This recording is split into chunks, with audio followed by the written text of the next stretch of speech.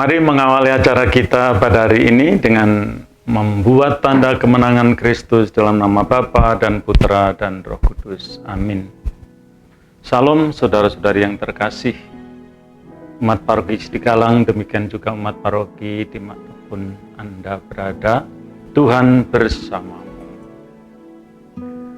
Renungan kita pada hari Selasa tanggal 1 Februari 2022 ini diambil dari Injil Suci Santo Markus bab 5 ayat 21 sampai 43. Pada hari ini kita juga mengucap selamat untuk Hari Raya Imlek untuk saudara-saudari yang sedang menghayatinya.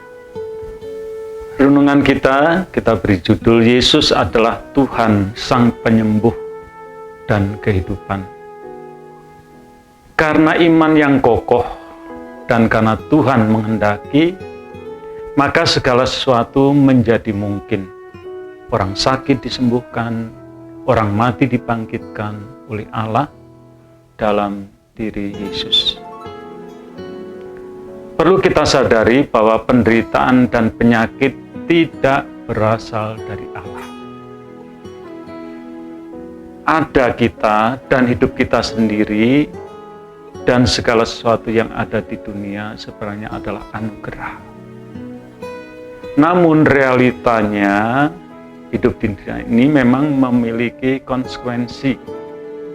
Akan selalu ada irama dualistis yang masing-masing ada waktunya.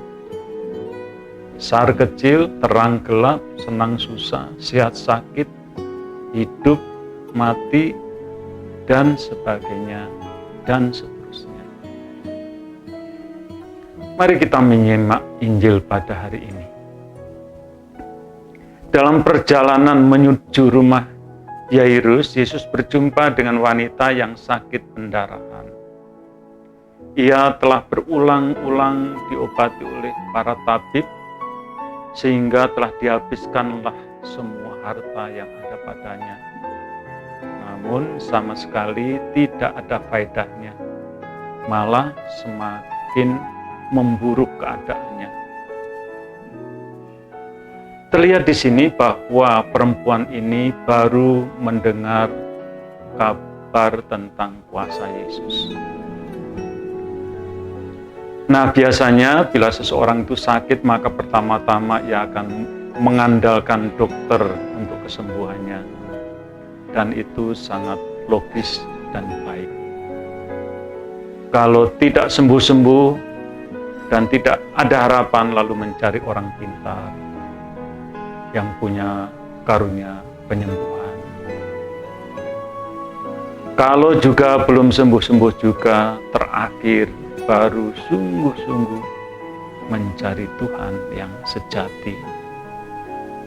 Nah, seperti perempuan pendarahan ini baru mendengar kabar tentang Yesus, artinya selama 12 tahun ini belum tahu tentang Yesus. Pada zaman sekarang pun masih banyak orang yang belum mengenal Yesus. Kita mengerti itu. Disinilah pentingnya panggilan umat Kristiani untuk selalu memberitakan Injil, kabar baik, agar banyak orang mengenal Yesus dan kuat kuasanya. Juga ada kesempatan untuk menerima mukjizat. Kita lanjutkan. Setelah mendengar kabar tentang Yesus, maka ia sungguh percaya dan dengan penuh keyakinan ia mendekati Yesus dan berharap dirinya disembuhkan Yesus. Oleh sebab itu katanya, asal ku jamah saja jumbe jubahnya, aku akan sembuh. Seketika itu juga berhentilah pendarahannya, dan ia merasa bahwa badannya sudah sembuh dari penyakitnya itu. Yesus pun memuji iman perempuan ini dan mengatakan bahwa imannya telah menyelamatkan dirinya sehingga ia sembuh dari pendarahan. Iman itu timbul dari pendengaran, selanjutnya percaya dan yakin kepada Tuhan. Didorong oleh sakitnya, imannya itu justru bertumbuh pesat. Iman disertai dengan perbuatan akan mengobarkan hidup.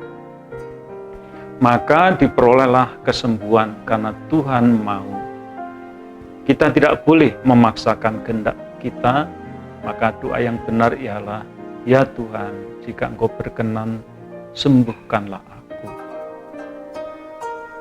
Sekarang kita melihat bagaimana iman Yairus untuk kesembuhan anaknya. Yairus, seorang kepala rumah ibadat, datang kepada Yesus, tersungkur ya di depan kaki Yesus dan memohon dengan sangat kepadanya. Anak perempuanku sedang sakit, hampir mati, datanglah kiranya dan letakkanlah tanganmu atasnya, supaya ia selamat dan tetap hidup.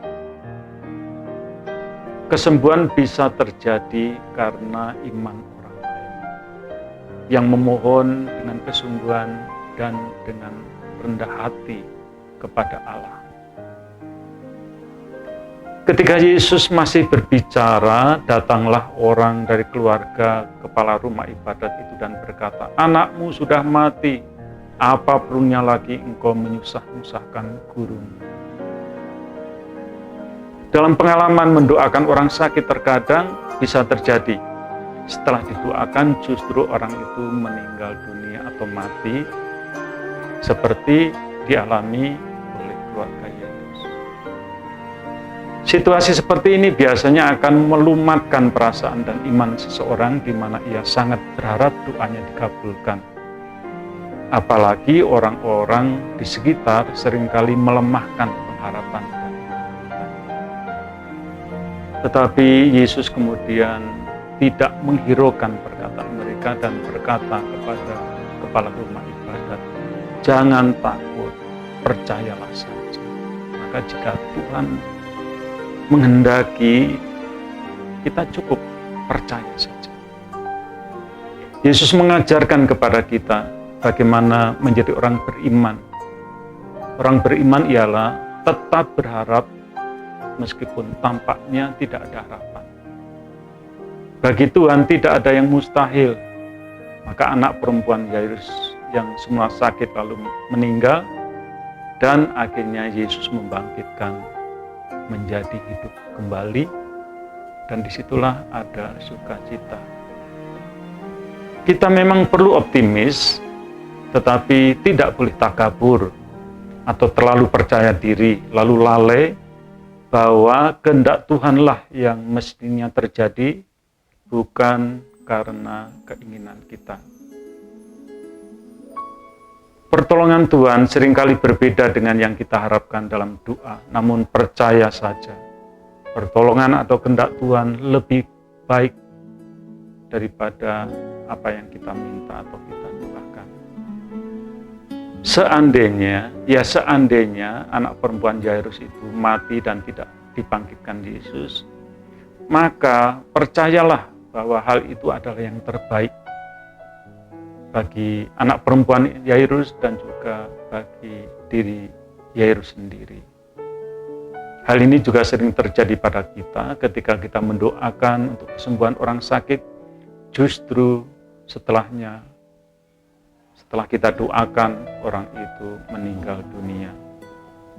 Dan sadarlah bahwa setiap orang pada akhirnya meninggal dunia juga, tinggal menunggu waktunya saja.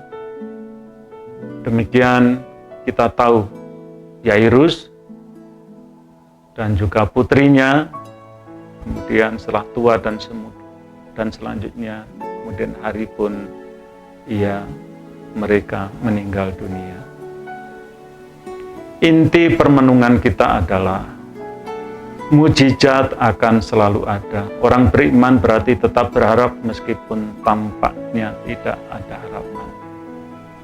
Kita boleh percaya dan berharap, tetapi biarlah kehendak Tuhan yang terjadi. Itulah yang harus kita imani. Semoga renungan kita hari ini berguna untuk bertumbuhnya, berkembangnya hidup rohani kita. Amin.